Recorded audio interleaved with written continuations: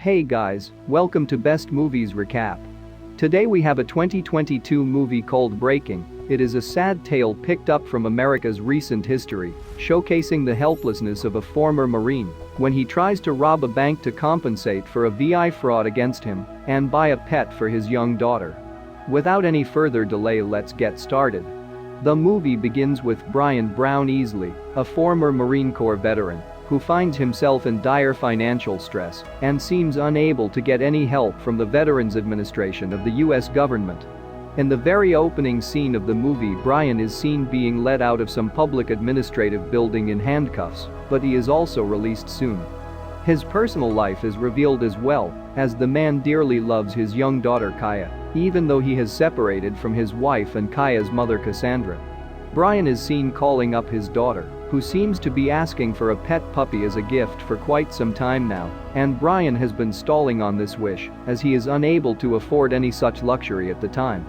As he returns to the roadside motel room he has been staying at this evening, Brian gets busy fixing and attaching wires to some device that is not clearly visible, and he puts this device into his backpack.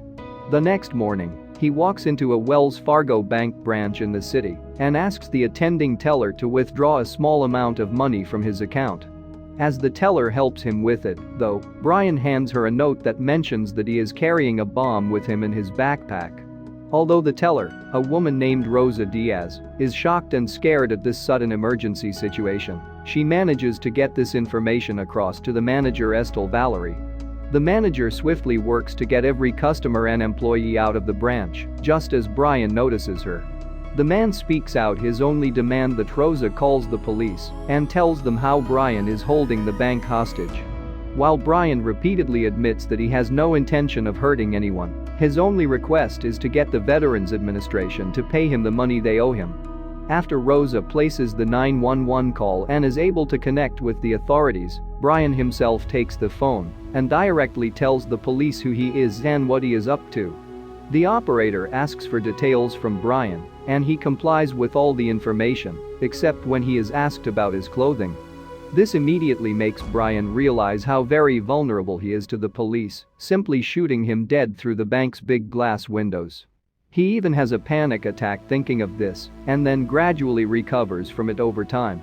Throughout his entire hostage situation, Brian keeps assuring the two women that he will not hurt either of them at all.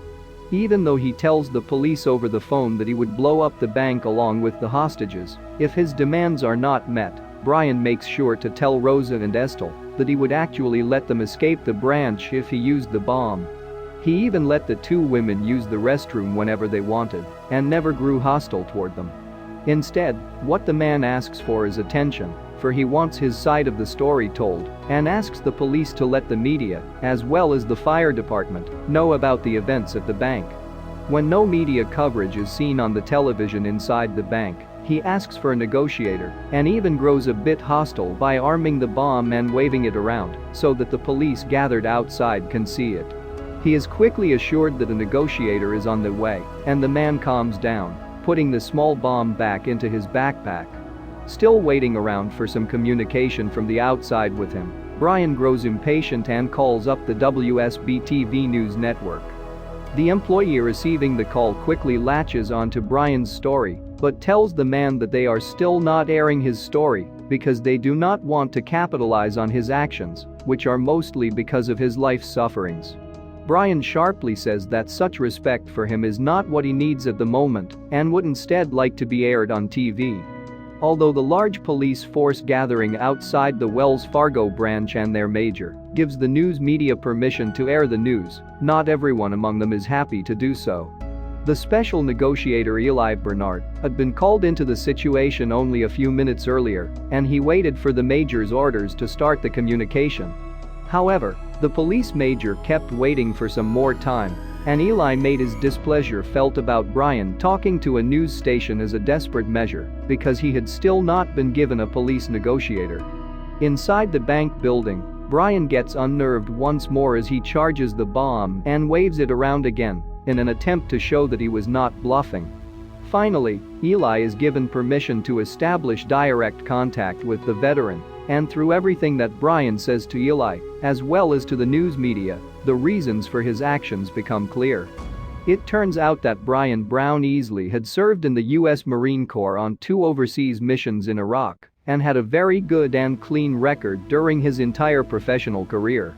After his military days were over, due to being injured while on duty, he worked tirelessly to support his family and was even working 2 jobs to keep his wife and daughter well looked after. However, he lost his job sometime in the recent past and had to rely solely on the disability allowance promised by the Veterans Administration for having served in the Marine Corps, but this payment was also not coming around. To understand why this allowance was cut off, Brian had gone over to the administrative office. The scene we saw in the opening of the movie, Brian is told that the money had been redirected to a college where he had some outstanding payments, and this allowance money had been used to clear this debt. Brian was confident that he had no such outstanding payments at any college and had come to the realization that he had been subjected to some administrative scam. Taking a look at the long queue of people at the office, who were all probably subjected to a similar scam, he had perhaps tried to take some action to get justice, but was immediately thrown to the floor, handcuffed, and let out of the building, where he was released.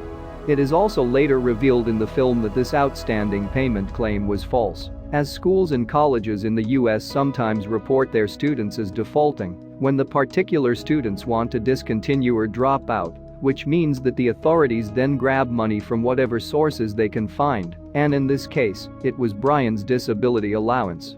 When asked about the exact amount that was owed to him in the present, Brian says that it was a total amount of about $892.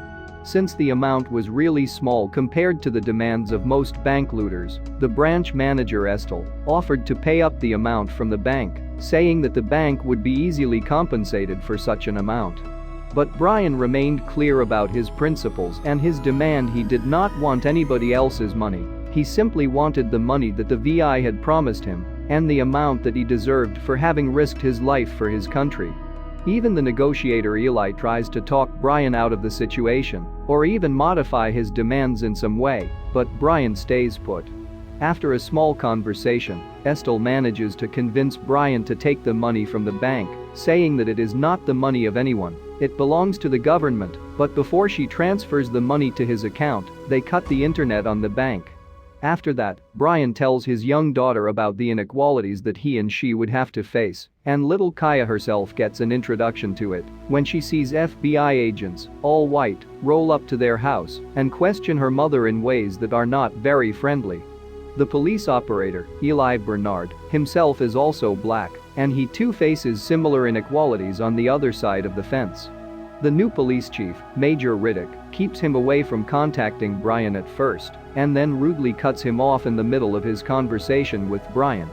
Although it seems that Eli is professionally senior to Riddick, these casual acts of disrespect are not too uncommon simply because of the difference in their skin color.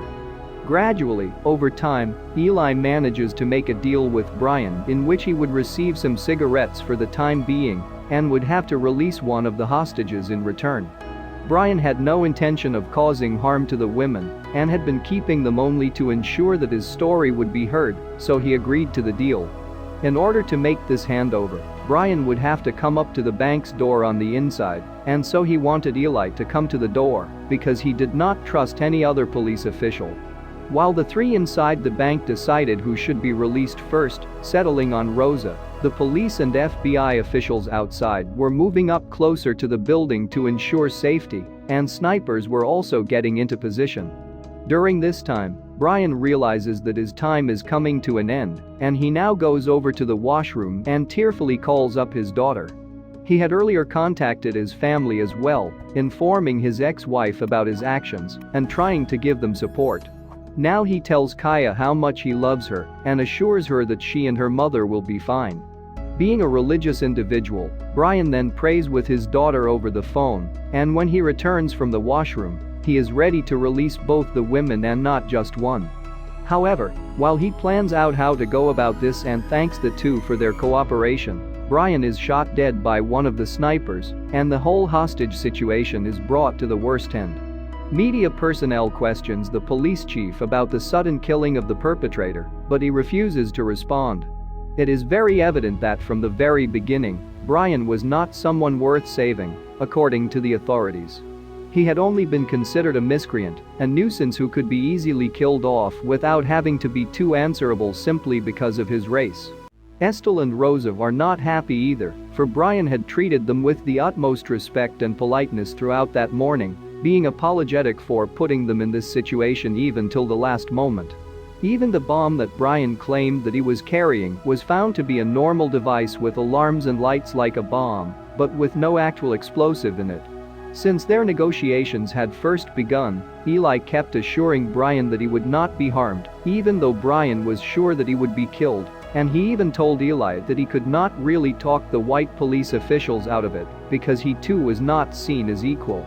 This ultimately turned out to be true as well, and Breaking's real questions are beautifully raised in this way with a touch of subtlety. After Brian's death, the FBI officers at Cassandra's house refused to give her the news and coldly tell her to contact her local police station. The film ends with a photograph of the real Brian Brown Easley with his daughter, and also his own voice recording of the first 911 call from the bank, in which he states who he was and what he was up to. Perhaps such a film is the only tribute possible to a man who was unjustly pushed towards homelessness, poverty, and desperation, all to facilitate an administrative scam. Hello, this is Brian Brown Easley. I'm a former Marine, and the VA committed fraud and just stole my money, and I want it back. Thanks for watching. If you liked the video, put a like and share it. Also, don't forget to subscribe for more. Have a great day.